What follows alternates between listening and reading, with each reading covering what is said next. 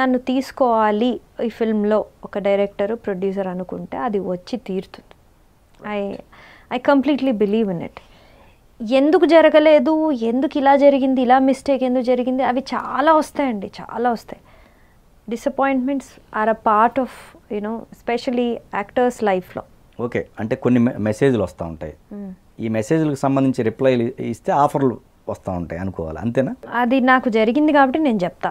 ఇప్పుడు దీన్ని చూసి ఇంకొకళ్ళు రియాక్ట్ అయ్యి అదేంటి అమ్మాయి తప్పుగా చెప్తోంది, అది నేను మిమ్మల్ని ఏం అనట్లేదు. నాకు జరిగిన ఎక్స్పీరియన్స్ చెప్తున్నాను. ఇది ఏదో ఒక డిస్క్లైమర్ లాగా అనమాట. ఏంటి అంటే ఇప్పుడు దిస్ వాట్ నాకు చాలా ఇరిటేటింగ్ విషయం ఇండస్ట్రీలో ఇది ఏంటి అంటే, ఇప్పుడు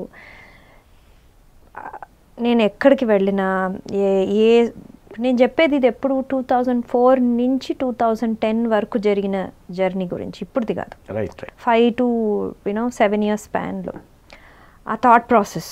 ఓకే, అప్పుడు ఏంటి అంటే, ఓకే గర్ల్, ఆ అమ్మాయికి సినిమాల్లో ఇంట్రెస్ట్ ఉంది, ఓకే వస్తుంది, యాక్టింగ్ చేస్తోంది.